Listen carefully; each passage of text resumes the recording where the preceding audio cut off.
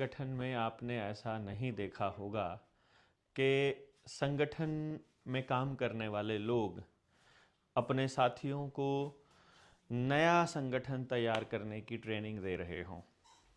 आपने ये भी नहीं देखा होगा कि एक व्यक्ति की मर्जी के बिना वहाँ कुछ हो जाए। जनता सरकार मोर्चा बिल्कुल इन सब चीज़ों से अलग काम कर रहा है। हमने ये तय किया है कि इस देश के अंदर जनता सरकार मोर्चा जैसे हज़ारों संगठन होने चाहिए। हमें इस बात पर काम करना है।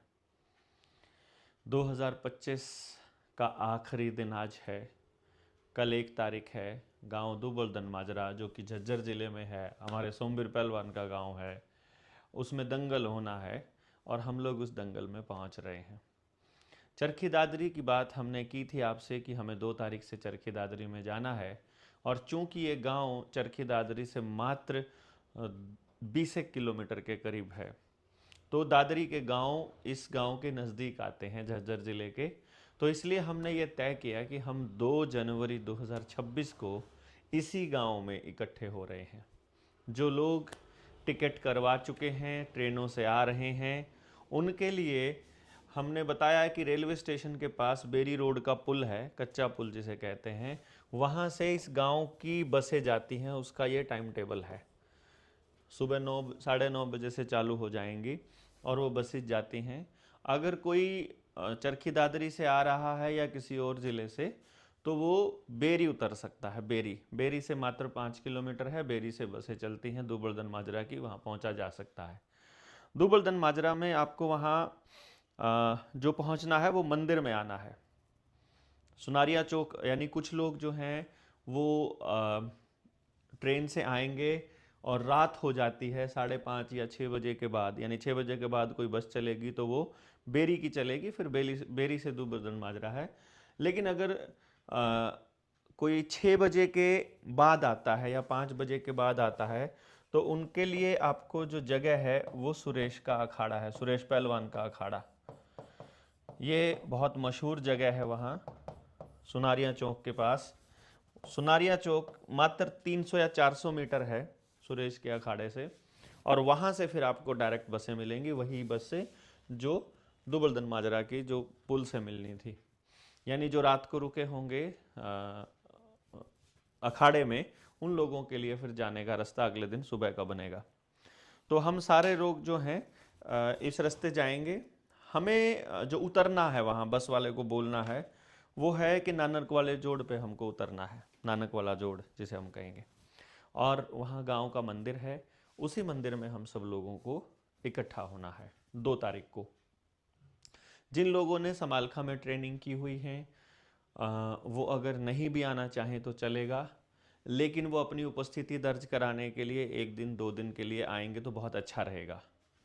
सर्दी का मौसम है, तो बहुत दूर से आने वाले साथी जिन्होंने टिकट करा रखी है उन लोगों के लिए तो है कि वो तो आप आ ही जाइए, पर जिन लोगों ने टिकट नहीं कराई है उन लोगों के लिए है कि आप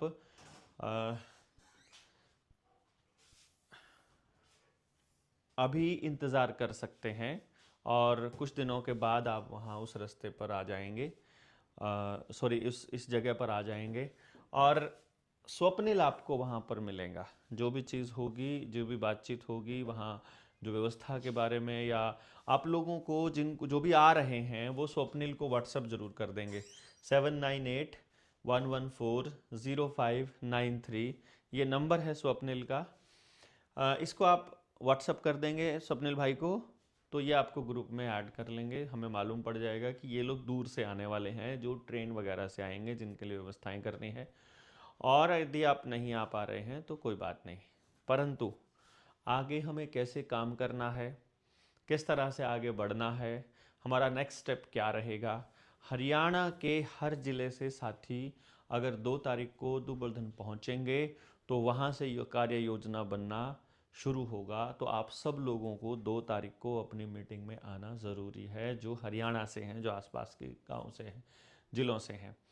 दूसरे जो राज्यों के साथी हैं वो समय ले सकते हैं, परंतु ये ट्रेनिंग का प्रोग्राम ऐसे चलेगा कि जैसे हम 2 को बैठेंगे पूरी चर्चा करेंगे। ट्रेनिंग्स कैसे होती हैं, कार्यक्रम कैसे बनेंगे, गांव में जाना है, क्या करना है। और ये वैसे नहीं होगा जैसे समालखा में हुआ था, ये नेक्स्ट लेवल है, इससे ऊपर।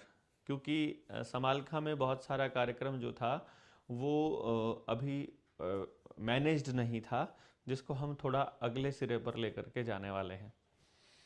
हमारा इरादा ये है कि आप सब लोगों का एक अपना संगठन हो।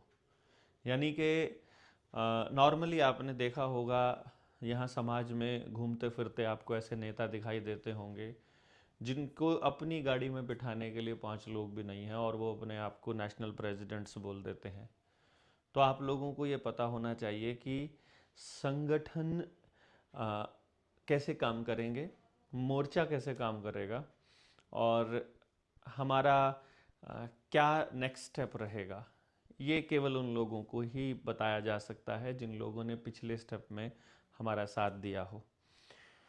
बहुत अजीब और यूनिक किस्म की यात्रा हमारी चल रही है। आप लोगों ने देखा ही होगा कि अलग अलग घटनाक्रम बनते हैं, स्थितियां बदलती हैं और नई दिशा की तरफ हम लोग आगे बढ़ रहे हैं। और ये कोई इत्तेफाक नहीं है। ऐसा लग रहा है जैसे परमात्मा अपना कोई काम हम सब लोगों से करवाना चाह रहा है, और उसमें जिन लोगों की आवश्यकता नहीं है वो लोग अपने आप हम लोगों से दूर होते जा रहे हैं, या जिन लोगों को उसमें पार्टिसिपेट नहीं करना है या जिनको अलग एंगल से काम करना है उनको वो पहले से ही अलग करके रख रहा है। पता नहीं वो उनको बचाने की कोशिश हो रही है या हमको बचाने की, या फिर इस मोमेंट को बचाने की कोशिश हो रही है। परंतु ये तय है कि परमात्मा जो भी करता है अच्छे के लिए ही करता है। दूसरी चीज़, अभी हम जो पूरे देश के अंदर देख रहे हैं, जिन मुद्दों को लेके जनता सरकार मोर्चा चला हुआ है, हम बहुत पहले हर ट्रेनिंग में कहते आए हैं कि हमारा मकसद उस दौर के लिए तैयारी करना है जब ये सारी चीज़ें ध्वस्त हो जाएंगी और हमें नई व्यवस्था में एंटर करना होगा, और उस व्यवस्था में आपको ये तय करना होगा कि आप उनके हिसाब से चलने वाले हो या व्यवस्था आपकी होगी। और बहुत ज़रूरी है उसके लिए कोई कार्य योजना, कुछ लोगों की तैयारी, कुछ लोगों की ट्रेनिंग पहले से होना। तो आप सब लोग जब इस दिशा में आगे बढ़ेंगे तो आपको मालूम पड़ेगा कि ये परमात्मा की कितनी बड़ी योजना का हिस्सा है। आज उन लोगों के घर भी तोड़े जा रहे हैं जो कल किसी दूसरे संप्रदाय या किसी दूसरे जात के लोगों के घर टूटने पर खुश हो रहे थे। कानून बनाए जा चुके हैं और वो कानून उन लोगों की नफरत की आड़ में उसका सहारा लेकर के बनाए गए हैं। पूरी तरह से हम लोगों को ये कहा जा रहा है कि ये देश चलेगा तो अंग्रेज़ों के हिसाब से चलेगा, और हम लोग ये मान चुके हैं कि अंग्रेज़ों का दिया हुआ संविधान हमको अपने ऊपर लादना है। अगर ये संविधान किसी दलित के घर उसकी इज्जत और उसके सम्मान की रक्षा नहीं कर पा रहा है तो फिर हमें बैठकर सोचना पड़ेगा। खुद बाबा साहब अम्बेडकर ने कहा था कि जब ये संविधान अप्रासंगिक हो जाए उस वक्त मैं सबसे पहले इस संविधान में खुद अपने हाथों से आग लगाऊंगा। मुझे नहीं मालूम कि संविधान पर इस तरह से बात करना सही है कि गलत है, परंतु यदि ये देश संविधान से चल रहा है तो कोई पुलिस वाला किसी निहत्थे इंसान के ऊपर जो शिकायत दर्ज कराने आया या बात करने आया है उस पर हाथ कैसे उठा सकता है? फिर रिश्वतखोरियाँ क्यों हैं? फिर हम जिनको नहीं चाहते वो हमारे ऊपर राज कैसे कर रहे हैं? फिर गुंडे लुच्चे बदमाश इस देश के अंदर गद्दी पर कैसे बैठे हैं? वो हमारे लिए पॉलिसी बनाने का दम किस तरह भर रहे हैं? I don't know. परंतु ये सवाल जायज़ नहीं है तो आप इसको इग्नोर कर सकते हैं, लेकिन इसके ऊपर बवाल मत मचाइएगा, क्योंकि ये बहुत वाजिब सा सवाल है जो हम सब लोगों को पूछना पड़ेगा कि जिस वक्त संविधान तैयार हो रहा था, क्या मेरे दादा आपके दादा से पूछा गया था कि हम तुम्हारे बिहाफ पर पूरे देश के लिए कोई दस्तावेज़ स्वीकार कर रहे हैं, जो दस्तावेज़ 1935 का गवर्नमेंट ऑफ इंडिया एक्ट का ही संशोधित रूप है?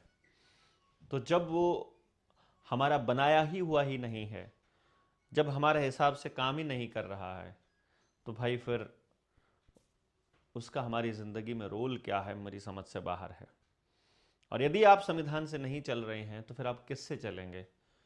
तो मेरा मानना है कि फिर हम अपने बनाए हुए कानूनों से चलेंगे। यदि हम अपने बनाए हुए कानूनों से चलेंगे तो इनकी बनाई हुई व्यवस्था का ध्वस्त होना ज़रूरी है। और उसी के लिए हम लोग इतने शांतिपूर्ण तरीके से अपनी ताकत को इकट्ठा कर रहे हैं। हम उन लोगों को ढूंढ रहे हैं जो इन बातों को इसी एंगल से समझते हों, क्योंकि हम नहीं चाहते कि अपने इस मोर्चे में कम से कम वो दो धड़े ऐसे हो जाएं कि एक धड़ा कहता है कि तुम गलत हो और एक धड़ा कहता है कि तुम सही हो। हम अपने ही बीच दो धड़े नहीं बनाना चाहते।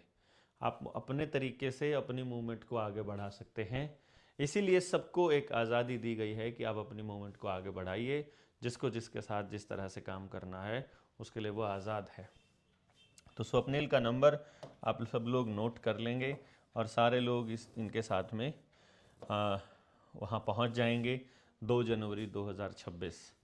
अंग्रेज़ों की औलादों का नया साल हो गया है शुरू। हमारा नया साल तो सूर्य के चांद की परिक्रमा के हिसाब से शुरू हुआ करेगा।